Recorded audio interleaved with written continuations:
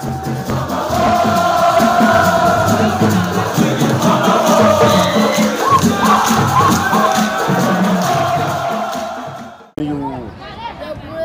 nos amis à travers YouTube, c'est ça. Je viens un peu sur l'académie, porte le nom de Laye Camara, moi-même, présent ici. Alors, ça a mis du temps pour que nous mettions en place, mais démarrer depuis lundi passé. En fait, c'est ici. Ce sont nos enfants, ce sont les futurs joueurs de l'ASC Guigui, voilà. Il y a des ambitions, il y a le club de mettre en place, à commencer par son président Patrick Silva, qui fait vraiment d'énormes efforts pour essayer de propulser cette équipe-là à l'avant. En tout cas, il réalise quelque chose d'extraordinaire dans sa présidence. C'est rare de voir un président du club qui s'investit autant pour le bien-être du quartier. Donc là, c'est démarré depuis lundi passé. Bon, le seul truc, c'est de faire en pleine pandémie. C'est pas tellement évident. Nous avons des rassemblements et tout ça, mais il fallait de toute façon l'affaire démarrer pour que nous puissions c'est devenu une réalité. Donc l'académie est en place. Donc bonsoir à tout le monde. Donc je salue tout le monde. Je salue d'abord la jeunesse de l'ASC Guigui et je salue vraiment les anciens de l'ASC Guigui. Donc moi je me présente, je m'appelle Adam Soir. Donc je suis formateur. J'ai mon CAT2, formateur de deuxième degré. Bon, j'ai fait quand même les œuvres de l'ASC Guigui en cadet. J'ai voyagé après de nombreuses années. Je suis revenu dans mon quartier.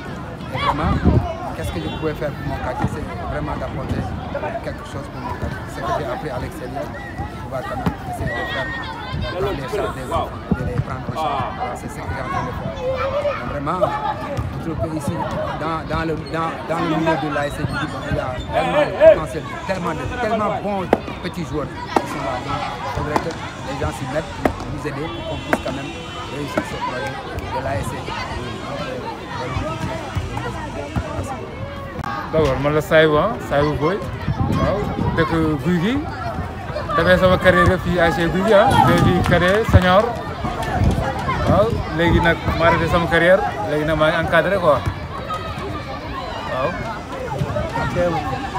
L'encadrement technique est en place. Voilà, le quartier, nous adhéré au projet. On essaye de faire progresser les choses. Donc voilà, brièvement, pour tous les amis de Guigui, tous ceux qui sont de près ou de loin, donc c'est devenu une réalité. Donc voilà, l'académie Laye Camara est là, avec toutes les catégories. Bon, il y a du travail naturellement à faire, on a besoin de tout le monde, il faut que tout le monde s'y mette. Nous sommes encadrés. Bon, j'apporte ma contribution au travail qui se fait. On voit toutes sortes de joueurs, ça vient de partout. Bon, je sais que mais ce qui est clair, moi, cette pandémie, on ne peut pas saisir la presse, inviter tout le monde, parce que c'est pas normal, parce que voilà, il fallait qu'on démarre pour que nous sachions que cette académie-là existe réellement. Parce que vraiment, pour la première fois, on a vu une ASC en train de créer une académie. Une académie quoi? Pour en faire progresser les enfants dans le domaine footballistique. Et voilà, c'est pour la raison que l'ASC Guigui, comme je les connais d'avant, jusqu'à présent, c'est par rapport à la formation qu'ils puissent toujours avoir les 80% de l'effectif de l'ASC qui jouent dans les championnats naïtans, c'est des produits de l'académie de l'ASC Guigui. Donc vraiment, je trouve que c'est un très bon projet.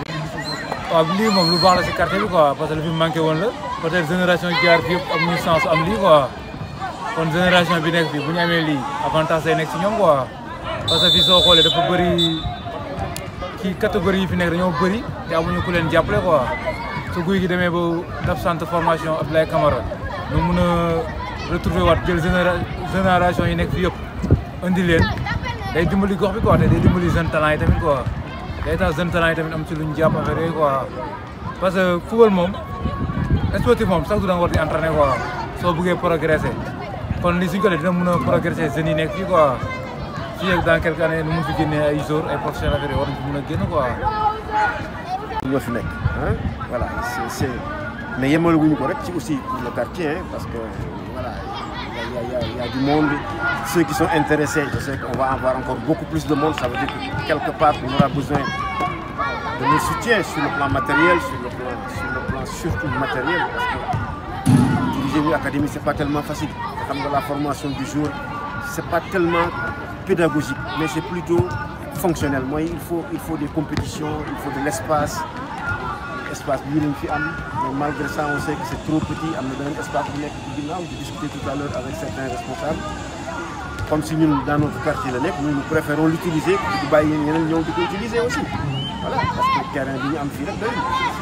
Donc vraiment on a besoin de bras, on a besoin de soutien, on a besoin de matériel, on a besoin de chasubles, de ballons, de matériel didactique. Voilà, on a besoin de tout le monde. Hein. C'est pas quelque chose qui est mon hein. J'apporte mon nom, j'apporte ma contribution comme tout un chacun. Hein. Donc voilà, c'est un appel que je lance à l'ensemble de la diaspora, ceux qui sont présents, ceux qui sont loin d'ici. En tout cas, voilà, c'est l'ASC Guigui qui a mis en place voilà, une académie qui porte le nom de Laye Camara. On essaye de mettre ça en place, nous championnat, nous ligue, affilié à la fédération, pour faire quelque chose de durable, quelque chose qui va rester gravé dans les mémoires.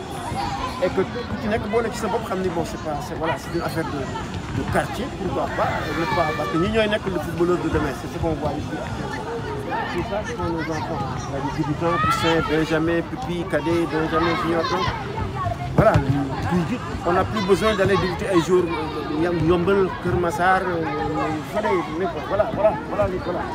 Et puis l'ambition c'est d'avoir Guigui et puis dans le championnat officiel, en 4e division, 5e division. Essayer de voilà. Si tout le monde en tout cas s'y met, dans les 4-5 prochaines années, on peut avoir un club de première division.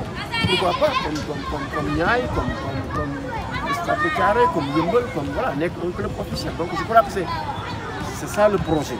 Hein? Le projet c'est de sortir, enfin man, c'est mon intime conviction. Moi, je suis Nawetan, parce que Nawetan, nous avons fait Nawetan, nous avons fait 4e, 5e division, et puis nous avons la 3e division ou la 2e division. Nous avons fait une zone, nous avons fait il faut arrêter. Vraiment, en tout cas, dans toute la diaspora, tous les gens qui sont, hein, et ceux qui sont ici aussi. Nous savons ce que Patrick fait aussi, il ne le fait pas pour lui. Je ne le fais pas pour moi. C'est notre quartier. Tout le monde doit s'investir. Tout le monde pour essayer de faire progresser les choses. Et puis voilà, le sport, c'est parti. Hein. Le sport, c'est 500 ans avant la naissance de Jésus. Il y avait les Jeux. Et dans les 500 prochaines années, les Jeux ils continuent. Il y a des ñu ngi tuddee yeneen équipe yi ñu tuddee ko ASC bi rek xam nga lu ñuy wax góor kii mboote itam day voilà day progresser. dañoo nekk ci mboote ñu nekk kuy comme tout le monde. Donc voilà mes idées par rapport à tout cela. Je voudrais quand même remercier d'abord les jeunes qui sont dans l'ASC, qui sont des jeunes vraiment très ambitieux, qui essaient de chercher. Donc vraiment, je trouve que c'est une très bonne chose. Voilà, merci beaucoup. ñi nga xam ne ñoom ñu ngi fii pour l'instant ñu ñëw jege ci académie bi maanaam jàppale booy yi jàppale seen frères yi ak seen doom yi quoi loolu am na solo quoi mooy anciens yi légendaires yi nga xam ne ñoom ñu ngi fii ci quartier bi ñoom da war nañu mën a ñëw jàpp ci affaire bi jëmmal ko quoi dirigeants yi nekk ci quartier bi war nañu mën a génn quoi noo xam ne affaire bi du affaire kenn quoi affaire Guigui la Guigui moo ko moom ñi nga xam ne tamit ñu ngi bitim réew tamit ñu ngi leen di woo ñu dugal ci seen loxo bu baax quoi maanaam centre bi soxla na ay matériel soxla na lépp daal soxla na moyen maanaam ñëpp xam na ni daal pour quartier bi la ñu dugal ci seen loxo quoi loolu am na solo anciens joueurs yi nga xam tamit ñu ngi fii tamit ñu ngi woo ñëpp parce que affaire du affaire benn nit du affaire ñaar nit affaire équipe la ku ñëw rek am na si loo mun a jàpp quoi na ñëpp ñëw rek jàpp si pour affaire bi jëm kanam quoi. Le travail est là, hein, tout le monde s'y met. On est en train de d'occuper les jeunes, hein, en pleine pandémie encore une fois de plus, mais bon, il fallait le faire parce que c'est à l'ASC qui en avait besoin. Donc, on s'investit là-dessus. Voilà, il y a un truc, il y a un quartier, c'est notre quartier. Après, faire aussi le monde de la fin, vraiment, il y a une activité, bloquer le sport, bloquer l'économie, bloquer la société. vraiment c'est terrible. Ngeen tamit ngeen ñaanal ñu rek parce que on essaye de faire quelque chose mais avec cette pandémie tamit nañu ñaan na fi jóge rek pour que ñu mën a continuer tout ce travail là. rek di santaat waa Gouye Gui di xam ne ñoom depuis équipe bi nekkee fii ba léegi ñu ngi progressé xam nga ñu ngi teg ay affaires yoo xamante ne nii macha allah quoi parce que léegi tamit vision bi nekkatul dem jeu nawetaan rek bu jeexee ku ne dem këram tëdd quoi léegi vision bi jéggi na nawetaan xam nga bëgg nañ lu mu dee am équipe division régionale dem di jeu ah année prochaine bëgg nañ def cadet junior dem di jeu championnat xam nga loo gis nank-nank lay commencé rek ba keroog nii dem première division yàlla mun na ko yàlla def et puis di woo quartier bi nañ gën jàpp si quoi am na solo quoi.